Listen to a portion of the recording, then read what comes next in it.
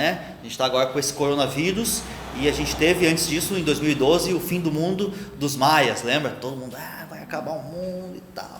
Em 2011 teve outro sujeito, era um americano lá, que anunciou também o fim do mundo, ele botou outdoors pelo mundo todo. Eu lembro que na BR tinha um outdoor desses, e vai vir o fim do mundo e tal, e não veio, né? Passou, era outubro de 2011, eu acho.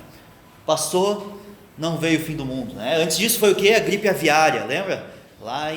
Antes foi a gripe suína ainda, 2009, gripe suína. A gripe aviária foi em 2005, né? Estou andando para trás. 2009, gripe suína, que foi H1N1, também, vai acabar o mundo, todo mundo vai morrer. Gripe suína, gripe aviária, as torres gêmeas, né? Fim do mundo, vai ter guerra mundial, todo mundo vai, né? Hoje a gente olha para trás e pensa, que besteira, né? Mas quando você estava lá em 2001, a coisa foi, né? O sentimento era outro, né? E um pouquinho antes teve o bug do milênio, quem é que lembra desse? Era o fim do mundo também, vai tudo parar, né? Não é só o seu relógio, o mundo, os aviões vão cair, é o bug do milênio, não aconteceu nada, né? Antes disso teve, 99, o fim do mundo do Nostradamus, né? Todo mundo quer ter um fim do mundo próprio, né? 99, porque o mundo vai acabar, acho que era outubro também, os caras têm uma fixação por outubro, né? Tem que ser em outubro. Então o fim do mundo do Nostradamus. Antes disso teve a vaca louca, lembra da vaca louca? Quem que lembra dessa? Não lembra dessa? Os mais novos talvez não lembram, né? Antes disso teve o plano Collor, lembra? Quem é mais antigo aí lembra do plano Collor, né? Para quem não sabe, né? Em 90, quando o Collor assumiu a presidência, no primeiro dia do ano, quando ele assumiu, ele congelou todas as poupanças, né? Todo mundo que tinha dinheiro depositado, e todo mundo estava sendo incentivado a botar dinheiro na poupança. A poupança rendia bem, tinha inflação, tudo. Então, congelou todas as poupanças, ninguém mais podia sacar. Então, se você tinha, né? Você era talvez rico, estava bem de vida, né? Estou tranquilo, tem bastante dinheiro na poupança, né? Congelou tudo, ninguém mais podia ter acesso ao seu dinheiro, e foi um tempão, ninguém mais pôde acessar o dinheiro. Então, se a gente pega e olha assim uma retrospectiva, a gente vê como que o fim do mundo e as dificuldades têm sido anunciadas como um dia mau, né? E na história a gente tem vários dias maus que vão acontecendo, e de fato para muitos é um dia mau, né? Como eu falei, o 2011 lá das Torres Gêmeas, 2001 das Torres Gêmeas foi um dia mau, né? A gente teve um dia mau que foi o 7-1 do Brasil, lembra? Você lembra? Um dia mau, pessoa, né? Uma tragédia talvez que bate à sua porta, né? Coisas que acontecem que a Bíblia vai tratar como dia mau, ela vai anunciar. E o que a Bíblia traz para nós, e o livro de Eclesiastes vai falar muitas vezes sobre o dia mau e como a gente lida com essas coisas, é bastante interessante. Eu quero convidar vocês a abrirem suas Bíblias, os que tem lá em Eclesiastes, porque Eclesiastes faz o seguinte, o livro de Eclesiastes é muito interessante, ele faz uma avaliação sobre os aspectos da vida, as coisas que acontecem no dia a dia, e essa é a forma que eu e você, nós temos que avaliar a nossa vida, os eventos e as coisas que estão acontecendo. O cristão, ele tem que olhar para os eventos do mundo através de uma visão da Bíblia. Então você pensa assim, as coisas estão acontecendo no mundo lá fora, né? E você está olhando através da Bíblia e avaliando os eventos, as coisas que estão acontecendo através da Bíblia, através das Escrituras. E as Escrituras têm que ser o grande guia para as nossas vidas. Então, quando nos parece que as coisas fugiram do controle, que as coisas são implanejáveis, né? E de certa forma, esse é o mundo que nós vivemos. Se a gente olha só num plano horizontal, né? Se a gente olha só para o que está acontecendo nessa terra e avalia as questões, como as pessoas do mundo avaliam, porque o que está acontecendo? Você liga no rádio, tem pessoas desse mundo avaliando as coisas desse mundo por uma visão desse mundo, onde somente o ser humano é que é o seu próprio verso forte, né? O maldito homem que confia no próprio homem. E é isso que o homem tem feito, tem confiado no próprio homem, na sua força.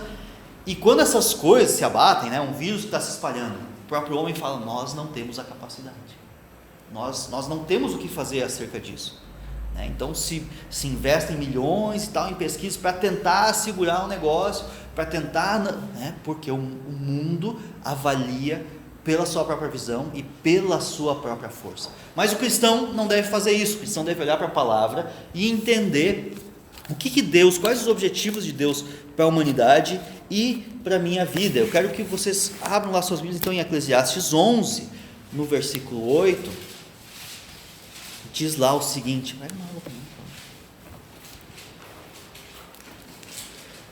Eclesiastes 11, versículo 8 diz assim: ainda que o homem viva muitos anos, regozije-se em todos eles. Então, alegre-se, né? A ideia de regozijo é tenha alegria nesses anos de vida. Então, pensa aqui e avalie a sua vida sob os aspectos desse versículo aqui. Ainda que você viva muitos anos, se alegre nesses anos. E até aqui tudo certo. Para nós é fácil pensar dessa forma, mas o versículo continua e diz assim: contudo, deve-se lembrar que há dias de trevas, porque serão muitos. Tudo quanto sucede é vaidade. Tudo quanto sucede é vaidade. Obrigado.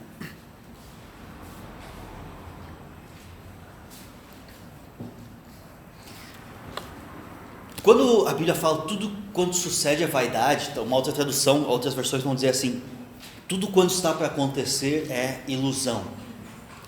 Quando nós olhamos e avaliamos o que está para frente na nossa vida, nós temos que entender como que nós lidamos com os dias difíceis. Aqui o versículo vai falar em dias de trevas. Haverão dias de trevas, haverão dias difíceis, haverão dias onde você vai pensar e avaliar: parece que tudo saiu do controle. Parece que as coisas não estão andando como deveriam, não estão andando como um dia foram. E quando nós fazemos uma má avaliação do passado, nós fazemos uma má interpretação do presente. Agora, quando a gente olha para trás e pensa: o mesmo Deus que foi bom no passado é o mesmo Deus que está presente hoje, e é o mesmo Deus dos dias futuros.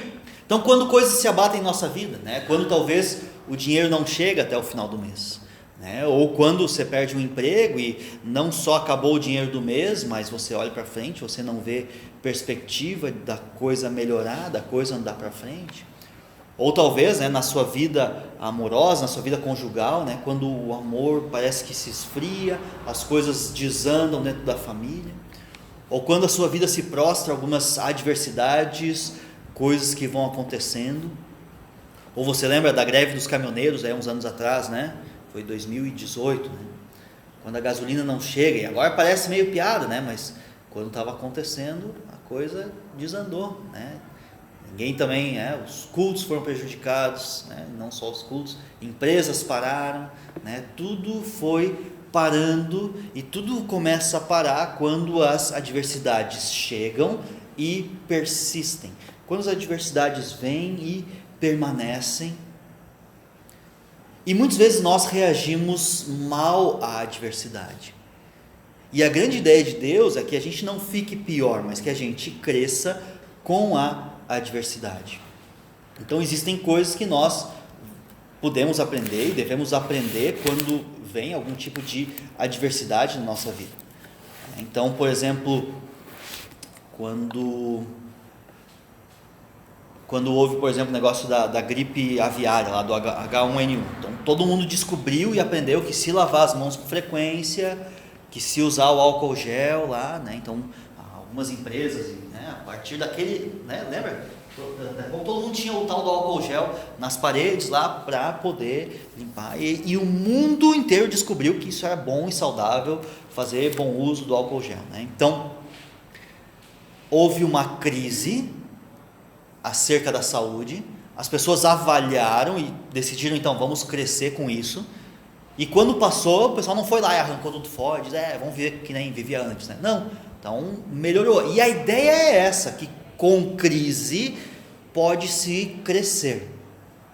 Com crise, no momento da crise, existe uma grande possibilidade de que haja crescimento. E eu não estou falando só das crises de saúde, obviamente, seria muito pequeno a gente pensar dessa forma, mas quando a gente avalia biblicamente, a gente tem que pensar em todas as crises, em todas as dificuldades que a gente vem a passar na nossa vida, eventos, circunstâncias que Deus permite que se abatam na nossa vida. E como diz o versículo, né, o dia mau, o dia de trevas, ele pode vir a acontecer. Ele pode vir e se abater em cima da nossa vida. Porque são coisas que estão à mercê de todo ser humano. Eclesiastes 7, um pouquinho antes, se você puder abrir comigo, versículo 14, fala sobre um outro dia. Fala sobre o dia da prosperidade. Eclesiastes 7,14 assim: no dia da prosperidade, goza do bem. Então, da mesma forma, seja feliz, se alegre no dia da prosperidade. Mas, no dia da adversidade, considera em que Deus fez tanto este como aquele, para que o homem nada descubra do que há por vir depois dele. Então, o próprio dia da prosperidade, do dia da alegria, o dia onde que foi feito para nós nos alegrarmos, assim como no dia da adversidade, nós temos que considerar, entender e avaliar que o próprio Deus fez tanto esse quanto aquele. Então, eu quero ver com vocês 3 princípios que a gente deve usar para lidar com dias difíceis. E o primeiro princípio, ele dá a entender aqui nesse versículo, que é a ideia de avaliar, ver, verificar e viver um dia de cada vez, porque existem 2 tipos de dias, né? Falou aqui o dia da prosperidade e da adversidade, o dia bom e o dia mau. E no nosso trabalho lá a gente pode ter dias bons no trabalho, onde a gente tem, né, talvez uma ótima venda, talvez uma promoção, talvez você recebeu uma boa notícia, algo bom aconteceu no seu trabalho, né? Ou em casa, com a sua família, dia bom, de churrasco, piscina, né? A Bíblia fala, não tem nada de mal nisso, muito pelo contrário, tem tudo de bom nisso, mas também vai ter o dia mau no trabalho, onde as coisas não estão indo bem, onde talvez, né, em vez de você receber a promoção, você recebeu um decréscimo de salário, do próprio trabalho, e coisas talvez não estão indo bem, né, no trabalho, na família, e coisas não estão dando certo. E o problema é que nós não sabemos muitas vezes lidar com o mal. A gente tem, claro, uma habilidade fácil de lidar com o bem, com o que é bom, mas é muito difícil às vezes a gente lidar também com o dia mau, né? Então, mesmo muitas vezes quando o dia parece bom, quando as coisas são boas, quando tudo de bom está vindo, nós também não sabemos aproveitar. E de certa forma, ambos os versículos têm exortado a isso também, né? No dia bom, aproveita o que é bom. E aí você fala, não, mas eu sei aproveitar, Tiago, fica tranquilo, que eu sei aproveitar bem o dia bom. Mas na verdade, nos nossos dias bons, muitas vezes nós estamos preocupados com o mal que pode se abater ali na frente. Não, então você tem um belo domingo de sol, né? Hoje, olha que maravilha, vai ser um dia bacana de sol, mas você já está pensando em amanhã vai chover, né? E são sei lá quantos milímetros, né? Então nós estamos preocupados, às vezes nós deixamos de viver e aproveitar bem o hoje, o dia bom, pensando já, mas pode vir o dia mau. E é um balanço muitas vezes mal feito, e aqui o versículo está nos exortando a fazer bem esse balanço, do dia bom com o dia mau, aproveitar bem o dia bom, porque muitas vezes nós não estamos fazendo isso. Então, por exemplo, quando nós temos nossos filhos na infância, né? Aproveitar a infância dos meus filhos, e às vezes a gente não aproveita porque nós estamos preocupados com o futuro deles. Ou talvez eu estou fazendo um churrasco lá para o pessoal e tal, mas eu não consigo aproveitar porque eu estou pensando como é que eu vou pagar essa conta, né? Ou eu não aproveito o dia de sol porque amanhã vai chover. E muitas vezes nós fazemos isso porque nós estamos presos no passado e pensando e avaliando o dia bom à luz do dia mau. Eclesiastes 7,10 deixa isso aqui bem claro. Olha o que fala Eclesiastes 7,10. Eu gosto muito desse versículo.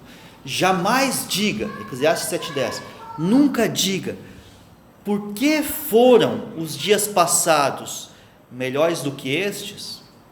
Pois não é sábio perguntar assim. Olha esse versículo, que interessante, parece que está faltando um pedaço dele, né? Nunca diga, por que foram os dias passados melhores do que estes? Não é sábio perguntar assim. Não é sábio fazer essa pergunta. Por que os dias passados foram melhores do que hoje? E muitas vezes, muito frequentemente, quando a gente avalia o passado, a gente avalia tudo era bom antigamente e hoje as coisas não são tão boas. As coisas eram melhor no passado do que são agora. E é muito frequentemente que a gente pensa isso, que a gente traz esses pensamentos pensando, olha, no passado o Brasil funcionava melhor. No passado tudo era melhor, a segurança era melhor, os políticos eram melhores, tudo era melhor no passado. E a gente tem essa tendência de avaliar o passado, esquecendo inclusive das coisas ruins, e não levando em consideração que o Deus que foi bom no passado é o mesmo Deus que pode ser bom hoje. Então a gente olha para o passado avaliando somente o hoje e não levando em consideração a própria soberania de Deus. E quando ele diz aqui, não existe sabedoria em perguntar isso, não é sábio perguntar assim, está dizendo, é burrice a gente pensar dessa forma. É burrice a gente ficar olhando para o passado, dizendo como o passado era melhor. E viver o ontem, ficar continuamente vivendo o ontem, nos impede que a gente veja a glória de Deus no hoje, a providência de Deus para hoje. O imediatismo que a gente vive, ele não ajuda a gente a viver o hoje. Então a gente quer imediatamente as bênçãos do futuro, mas sem viver e sem aproveitar o dia a dia de hoje. É como uma criança pequena, vem o seu filho, eu tenho uma filha de 6 anos e frequentemente ela fala, eu queria ser adulto. Por que queria ser adulta? Porque ela queria fazer algo que não pertence ao mundo infantil, Ela queria, ficar acordada até mais tarde, ela quer poder escolher os programas que ela assiste na TV, então ela quer gozar, ela quer aproveitar o tempo futuro, as coisas que o tempo futuro tem a dar, sem estar lá e sem passar por um processo de maturidade e de crescimento que vai nos levar até lá.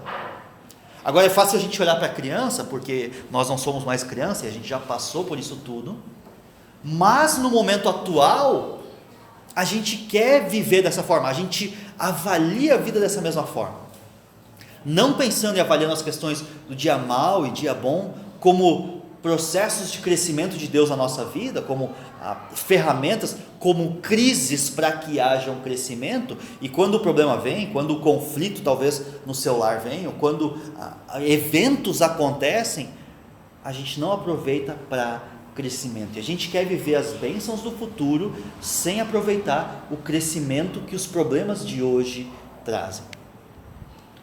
E essa é a resposta por que Deus permite dias maus. A gente não, toda vez que vem um dia mau, a gente não pensa assim, por que Deus está permitindo isso? Por que Deus permite que tal coisa aconteça na minha vida? Por que Deus permitiu que esse evento específico, essa morte, essa tristeza, por que Deus permitiu que isso acontecesse? E o que nós temos que fazer e entender, e essa é a segunda ideia de como lidar com os dias difíceis, é confiar nos propósitos de Deus, porque Deus fez tanto este quanto aquele. Considera, o versículo que a gente olhou ali, o anterior, 14, disse, 7,14, disse, considera, porque Deus fez tanto este quanto aquele. A palavra que usa ali para Deus fez é a mesma palavra que usa lá em Gênesis 1:1, quando diz Deus criou, no hebraico lá, bará. Deus criou, Deus fez, Deus permitiu que viesse à existência, tanto este dia quanto aquele. Deus fez. Às vezes a gente só pensa que Deus permitiu, mas não é isso que o versículo está falando. Ele está falando que Deus fez tanto esse dia quanto aquele. Deus não foi pego de surpresa, Deus não, de repente aconteceu e Deus, beleza, deixa acontecer. Não, Deus quis, Ele intencionalmente fez com que houvesse tanto esse quanto aquele. E essa é a importância da boa teologia nas nossas vidas. Entender que um Deus soberano, que ele está sobre todas as coisas, Ele coordena, Ele permite ou deixa de permitir, Ele faz todas as coisas, e essa é a verdadeira teologia, que diz que Deus é de fato soberano, e tudo está sob o controle dEle. Deus permite que as coisas aconteçam, e essa avaliação de quem é o Deus verdadeiro na nossa vida, nos faz entender que nós temos que confiar nos propósitos de Deus, que Deus não é pego de surpresa. Todos nós temos uma teologia, né? E quando às vezes as coisas acontecem, e os maus eventos, os maus dias vêm, às vezes se revela aquela má teologia. E toda vez que a gente pergunta, um Deus bom, por que um Deus bom fez isso para mim? E frequentemente, eu sou conselheiro bíblico, e quando a gente está aconselhando biblicamente alguém, frequentemente essa pergunta vem: se Deus é bom, por que isso está acontecendo na minha vida? Se Deus é bom, por que isso está acontecendo na minha vida? A conclusão muitas vezes das pessoas é: Deus então de fato não é bom, porque essas coisas estão acontecendo na minha vida. Deus não é bom. E a conclusão, ela fere o princípio teológico. A boa teologia diz que não, que Deus permite que todas as coisas aconteçam por propósito dele próprio. Isaías 45:7 diz o seguinte: eu formo a luz e crio as trevas. O próprio Deus forma a luz, Ele cria as trevas. Eu promovo a paz e causo a desgraça. Eu, o Senhor, faço todas as coisas. Lá em Isaías era uma narrativa de destruição, né? Deus estava condenando o povo de Israel, e nessa narrativa Deus estava dizendo: eu próprio permito que essas coisas aconteçam. O contexto lá é que estava vindo um povo inimigo, né? O Ciro, o persa, estava vindo para destruir Israel, e Israel estava se questionando, né? Por que Deus vai permitir isso? E o próprio Deus fala: eu vou usar Ciro como um instrumento de disciplina, e eu sou o Deus que estou permitindo que isso aconteça. A devastação virá, mas tudo está sob o controle de Deus. E nos parece às vezes que Deus perdeu o controle. O grande teólogo Lutero, né, ele tem uma frase que diz o seguinte: não sei por quais caminhos Deus me conduz, mas conheço bem o meu guia. Não sei por quais caminhos Deus me conduz, mas conheço bem o meu guia. Isso é uma boa teologia aplicada ao dia a dia. Seria como a gente coloca um destino lá no nosso GPS. Você quer ir para um lugar, você coloca o destino lá e tal, e você pode confiar ou não nesse GPS.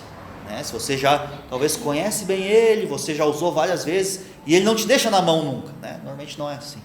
Normalmente o nosso GPS acaba nos deixando na mão. Mas se você conhece, confia bem naquele GPS, você coloca o destino e ele diz: olha, esse é o caminho que você vai traçar para chegar lá. Como eu disse, eu desconfio do meu GPS. Às vezes ele não me manda por bons caminhos. Mas se nós conhecemos o nosso guia, se nós conhecemos aquele que nos guia pelos caminhos, que traça os nossos caminhos, nós podemos ter paz e tranquilidade, que mesmo que venham dias ruins nesse caminhar, mesmo que o dia mau se abata sobre mim, eu conheço bem o meu guia.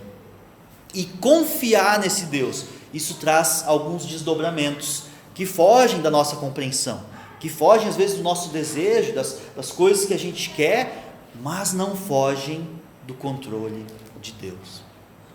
E é por isso que a gente não pode se guiar pelas circunstâncias.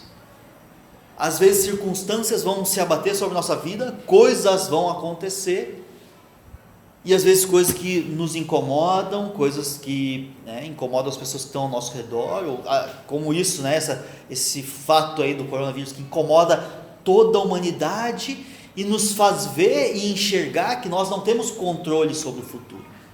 Porque nos parece muitas vezes, e nós como humanos, nós temos essa tendência a achar que tudo está no nosso controle. Todas as coisas estão sob o nosso controle. Tudo que está acontecendo, a humanidade consegue guiar e determinar o que vai acontecer, o que vai deixar de acontecer.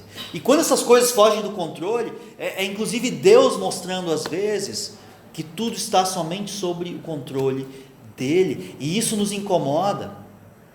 E talvez é isso que mais nos incomoda como humanidade essa semana, por exemplo. A falta de perspectiva, a falta de controle sobre algo que está acontecendo. E é interessante ver os grandes figurões da humanidade, né? Um presidente do Brasil, um presidente dos Estados Unidos, os grandes líderes mundiais se desesperando, e eles próprios, né, parecem, né, alguém cria logo aí uma solução, né, investindo milhões, temos que fazer algo, porque as coisas fugiram do seu controle. Aquelas pessoas que parecem ter controle sobre tudo, não parece isso? Né? A gente olha para o Trump lá, né? Ele tem controle sobre tudo, ele tem milhões e milhões no banco, mas não somente isso, ele controla a nação mais poderosa, ele tem os melhores exércitos à sua disposição, ele tem tudo à sua disposição. E essa semana ele estava lá fazendo teste para ver se ele não pegou, né, o tal do vírus. É interessante como Deus muitas vezes se mostra real e presente e vivo e verdadeiro, inclusive através das calamidades. E quando a gente olha então para um plano geral, bíblico, e quando a gente avalia o que está acontecendo através de uma perspectiva bíblica, a gente entende as coisas de forma diferente. Então nós temos que entender que tanto o dia da prosperidade quanto o dia da adversidade, ambos são dados pelo Senhor e também administrados pelo Senhor. O próprio Deus está administrando. E é por isso que nós podemos ter alegria e felicidade, mesmo no dia que não nos parece bom. Porque por mais que a gente consiga avaliar e pensar, né, mas isso não é bom, isso é somente um palpite nosso. Porque quem está controlando e quem tem os grandes objetivos para aqueles dias é o próprio Senhor. E talvez se a gente conseguisse, né, se a gente tivesse controle sobre o conhecimento que Deus tem, a gente não viveria nem o presente, né? A gente se desesperaria talvez, né, por saber o futuro das coisas que vão acontecer e tal, e não teria esperança. E Deus permite que a gente saiba, que a gente veja todas as coisas o suficiente para nós termos esperança. Então, se às vezes parece que nós não conseguimos enxergar esperança naquilo que está acontecendo na nossa vida, e às vezes acontece isso, às vezes a situação é dolorosa, às vezes a situação é doída mesmo, e parece que não tem esperança, nós podemos ter a certeza que aquilo que Deus nos revelou, aquilo que Deus nos deu como sua palavra, é suficiente para nos dar toda a esperança que nós precisamos. Tudo que nós precisamos em termos de esperança, o próprio Deus nos deu. E qual é o dia de amanhã? Vai ser um dia bom ou vai ser um dia mau? Nós não sabemos. Talvez o dia de amanhã vai ser super bom, né? Vai chover, você vai ficar em casa, alegria, porque várias empresas fecharam, né? Não está trabalhando. Ou talvez vai ser um dia mau, talvez, né, alguém próximo de você vai ter pego lá o coronavírus, você vai estar preocupado. Lá na igreja a gente tem pelo menos uma pessoa que a gente sabe que fez o teste ontem para o coronavírus, né? Então, será que, né? E a gente está infectado? Sabe? Ninguém vai me cumprimentar depois, né? Não, eu não tive contato. Mas qual é o dia de amanhã? Você tem controle sobre essas coisas?